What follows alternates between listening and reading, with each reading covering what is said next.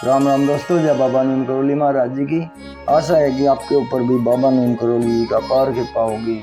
आपके घर परिवार में भी सभी कुशल मंगल होंगे, यही मैं प्रार्थना करता हूँ बाबा नीम करोली महाराज जी से।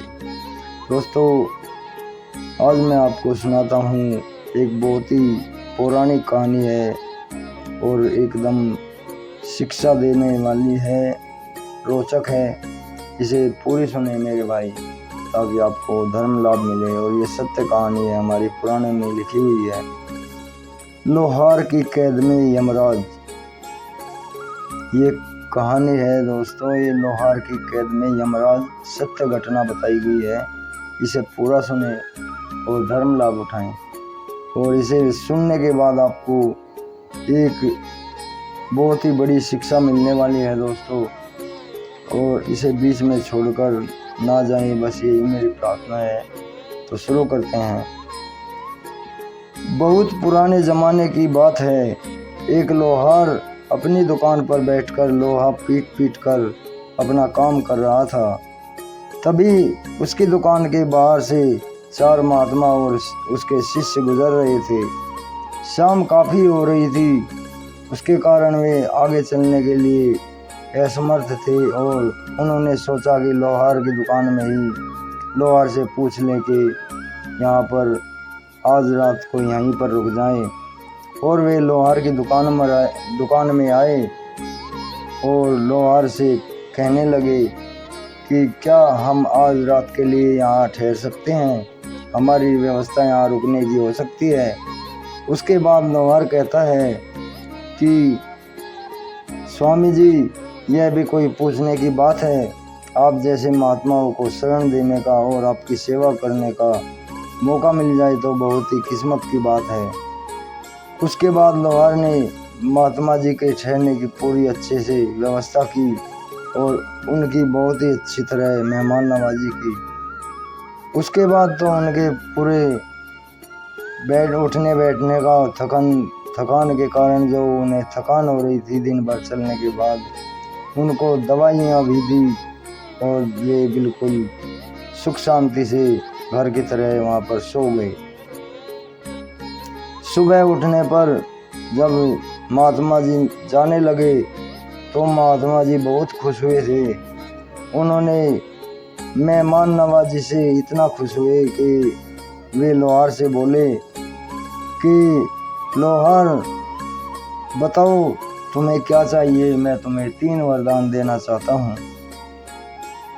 यह बात सुनकर लोहार काफ़ी ज़्यादा खुश हो जाता है और कहता है कि मैं तो ऐसी चीज़ मांग लूँ जो मुझे बहुत ज़्यादा जिसकी मुझे बहुत ज़्यादा ज़रूरत हो।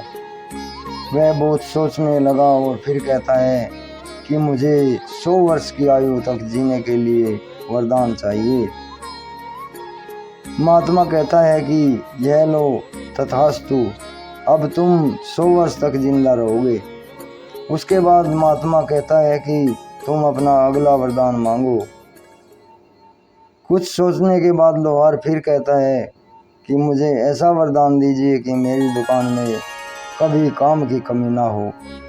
महात्मा ने फिर लोहार से कहा कि तथास्तु, अब 100 वर्ष तक जब तक तुम्हारी आयु पूरी होगी तुम्हें कोई काम की कमी ना होगी। उसके बाद महात्मा जी ने कहा कि अपना तीसरा वरदान मांगो।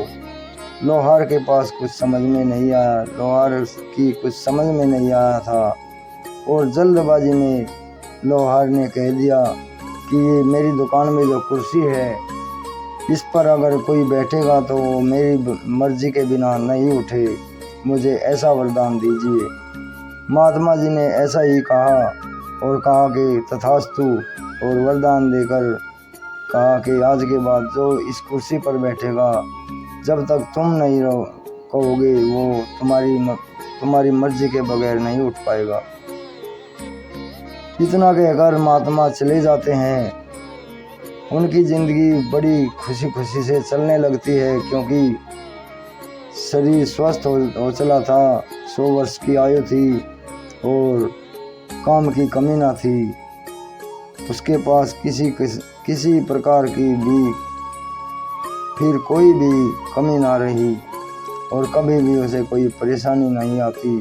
उसके बाद उन्होंने बहुत दिनों तक ऐसे ही अपना काम करते रहे। उसके जितने भी साथी थे वे वृद्ध होकर मर गए।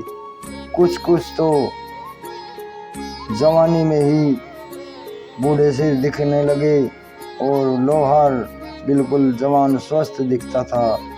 जब उनके दोस्त बूढ़े हो गए थे उस समय भी जवान लोहार बिल्कुल हट्टा कट्टा और स्वस्थ दिखता था। लेकिन लोगों को लोहार की उम्र का कोई भी पता नहीं था कि ये लोहार की जो स्वास्थ्य है उसका राज क्या है, क्योंकि लोहार ने किसी को नहीं बताया था कि मुझे 100 वर्ष तक जीने का वरदान महात्मा जी ने दिया है। इसी तरह उसके सभी मिलने जुलने वाले आसपास के जितने भी आदमी थे जो उसके समान थे, उससे बड़े थे, उससे छोटे भी मर जाते हैं 100 वर्ष की आयु तक। और जब उस लोहार की 100 वर्ष की आयु पूरी होती है तो यमराज जी वहाँ पर आते हैं और लोहार से कहते हैं कि तुम्हारा वक्त पूरा हो गया है, चलो मेरे साथ। उसके बाद लोहार अपनी होशियारी दिखाता है और यमराज जी से कहता है मुझे थोड़ा सा काम है, थोड़े से हथियार बना रखे हैं, इन्हें अलग अलग करके रख दूं ताकि जो भी जिसका हथियार है वो अपना ले जाए, किसी को असुविधा ना हो। और तुम यहाँ इस कुर्सी पर 2 मिनट के लिए बैठ लो।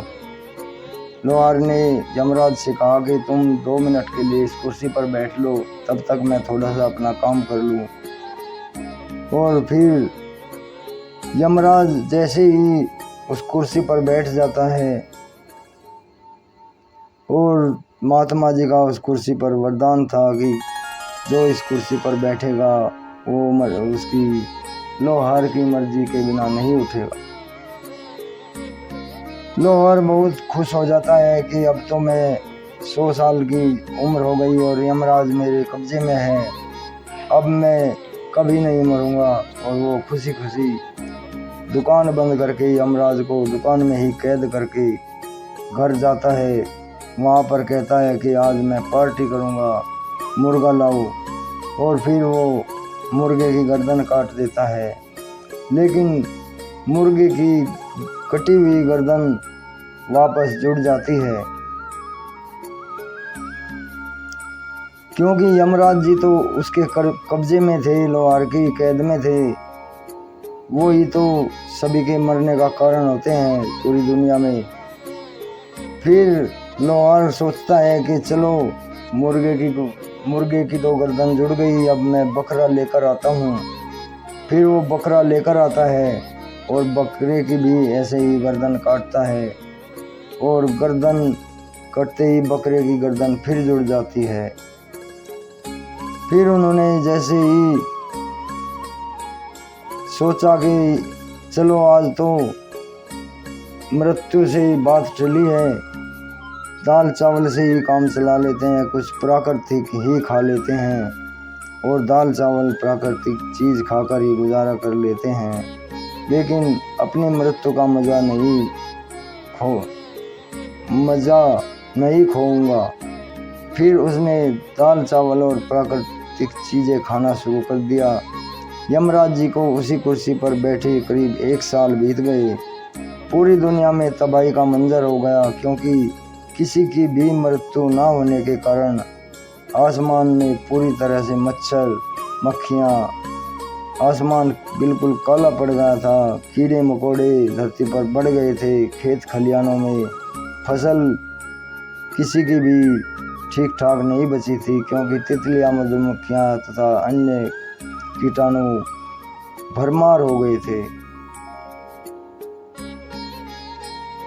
पूरी पृथ्वी पर बहुत ही ज़्यादा जहरीले सांप पैदा हो गए थे, क्योंकि किसी की मृत्यु नहीं हुई थी। बहुत ज़्यादा बड़े बड़े सांप, उनकी मृत्यु भी नहीं हो रही थी। अब तो पूरी दुनिया के लोगों का जीवन जीना मुश्किल हो गया। फिर उसके बाद लोहार को अपने पर पछतावा होता है और वो कहता है कि मैंने बेकार ही यमराज को उस कुर्सी पर बैठा दिया, पूरी दुनिया को तहस नहस कर दिया है। फिर उसने बाद में लोहार को अपने आप ही पछतावा होने के बाद छोड़ दिया और कहा कि मुझे तो मौत का मज़ा ही चखना है। मैं सोचता था कि मैं मौत से बच जाऊंगा। लोहार ने कहा कि मैं सोचता था कि मैं मौत से बच जाऊंगा, लेकिन ऐसा नामुमकिन है। जो यहाँ पर आया है उसे जाना ही पड़ेगा। इसीलिए आज दुर्गति हुई है। पृथ्वी पर हर जगह त्राही त्राही तबाही का मंजर है। यमराज को वहाँ से आज़ाद कर दिया और फिर यमराज के साथ वे चल दिए। यमराज बहुत गुस्से में लोहार को पकड़ कर ले गई। उसके बाद धीरे धीरे पूरी दुनिया में सभी की मृत्यु होने लगी और फिर दुनिया सामान्य हो गई। तो दोस्तों, इस धार्मिक कहानी में हमें क्या सीख मिलती है? हमें सभी की मौत को इसमें बताया है कि हमें सभी की मौत का मजा तो लेना ही है। मौत से कोई नहीं भाग सकता, ये तो हमें लेना ही पड़ेगा मौत का मजा। तो ये प्रकृति का नियम है, किसी की मृत्यु कभी भी किसी भी वक्त हो। इसलिए कोई भी ज़्यादा अपने घमंड को बढ़ावा ना करे और मनुष्य के काम आने का प्रबंध करे। यही इस कहानी का सार है दोस्तों। जय श्री राम, जय बाबा नीम करौली महाराज।